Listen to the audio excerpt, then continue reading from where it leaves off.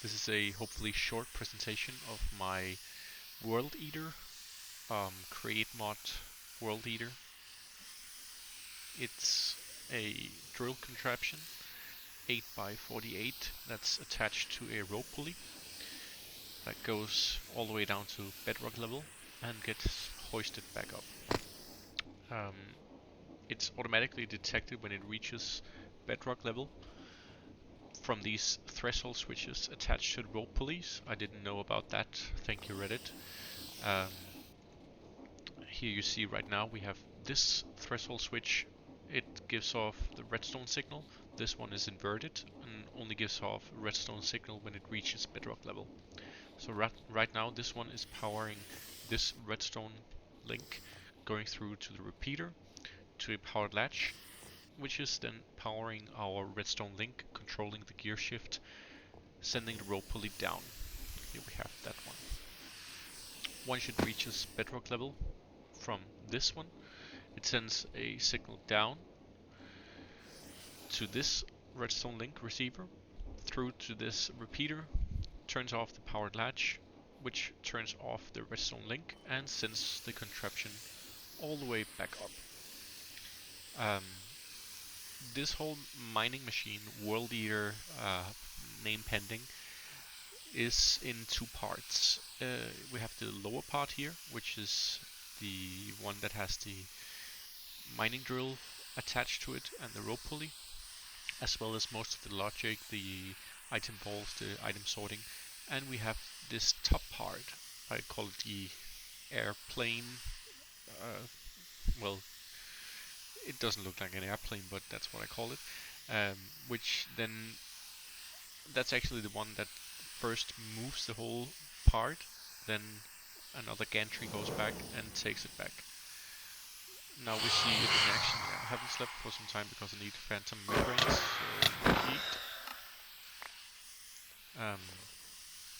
Now you see the mining contraption came back up.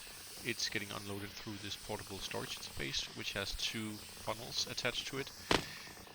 The funnels are turbocharged through this powered toggle latch, powered latch, powered block, and redstone link. What do you call that? Logic. I first saw it from Betsy from Fangies. I don't know if he or she is the original designer of this, but it's super clever. Basically, it sends a signal to the funnels, enables them to send items through with one tick online, one tick offline. It helps really to unload. When the first item passed through, you see the smart observer here. It saw it. It sent a signal up here. This is where the gantries below are being controlled from. So we have a 1 minute timer and a 21-second timer. This is basically trial and error, and it's a bit of buffer time to make sure that everything reaches the top, that the drills are done, unloading and everything. Here it's sent two ways. One way to the sticker and one way to the gantry shaft. Now we see the gantry moving. Then it will stick, point, and it will go back and move the whole thing. Once it's moved, it sends a signal down here, waits a few seconds, then the bottom gantry moves, the bottom gantry sticks, and the bottom gantry moves the top part with it. After a while, well, 1 minute, it goes down again. I've made this 8 by 48 basically because of lag reasons, but I'm pretty sure it can be made 16 by 48 as well. Then you would just need to repeat this sequence twice, of course, as well as this one. So first this, then that again, and then this again, before you send the drill down. Otherwise it doesn't make any sense. When I've seen a few issues with this machine, one of them being when I have to turn it. So getting to a turn like here, and a few chunks, I will have to turn it 90 degrees to finish my perimeter, what I usually do is I stick everything with this button. There's 3 stickers. One to stick, I don't know if this is needed, but one to stick the bottom part to the drill contraption, and then these 2 stickers, making the whole thing one unit. So I stick everything, I turn it 90 degrees, counterclockwise. After that happens, usually this cogwheel attached to the speed controller going into the windmill bearing, it breaks. So that needs to be replaced. The super glue stays there, so you don't need to apply that again.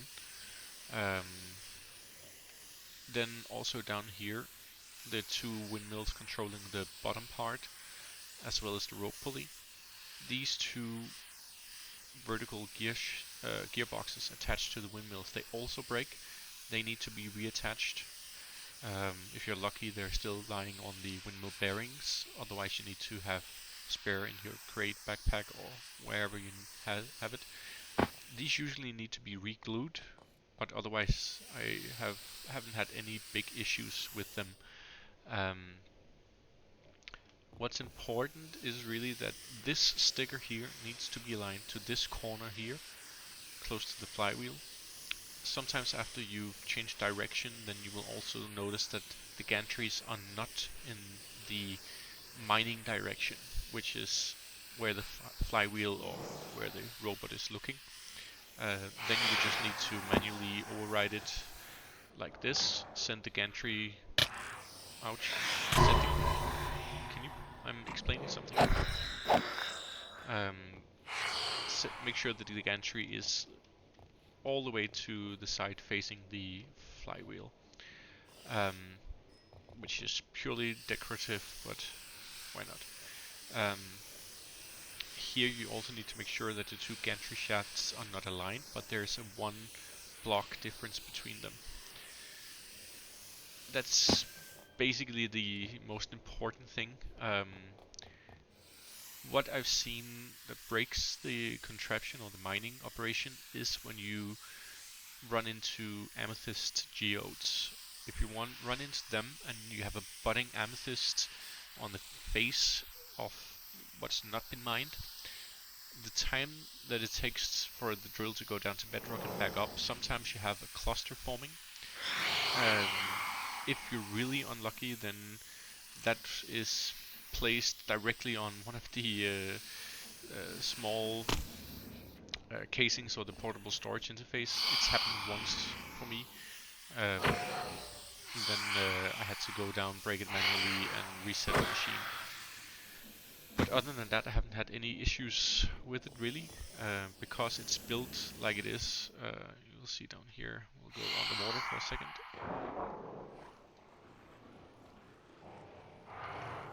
Down here it gets a little laggy, as you can see on the FPS. So, because the drills has nothing on top, they don't get affected from like obsidian or anything else. We have drills on top of the item vault, but here is really the only place where you can have issues. It's if something spawns on top of this andesite casing. I said I don't think you will need it. That's only for the mechanical, the sticker here. But I guess when it's at the top, it will be 1 contraption anyway, with the rope pulley. So the items first get through from the portable storage interface into this item vault, then through 3 smart chutes get sorted into this vault, and in turn get sorted into these sophisticated storage barrels, where you get a lot of items from running an operation like this. This is the second time I'm collecting items. I have a small collection down here because the machine broke on my second turn around. And well, didn't break. There was just one of these blocks that wasn't properly glued, and I was a little worried to lose all the items, so I hoisted them all the way down to bedrock and made a small forward operation base. Now I have a train going back and forth with all the items. Yeah, last thing you need to make sure is after you've turned 90 degrees that the belts are running towards the item vault. This can be changed with this gear shift as well. So I wish everyone good luck with their mining operation. Die, die, die, die, die. Pros.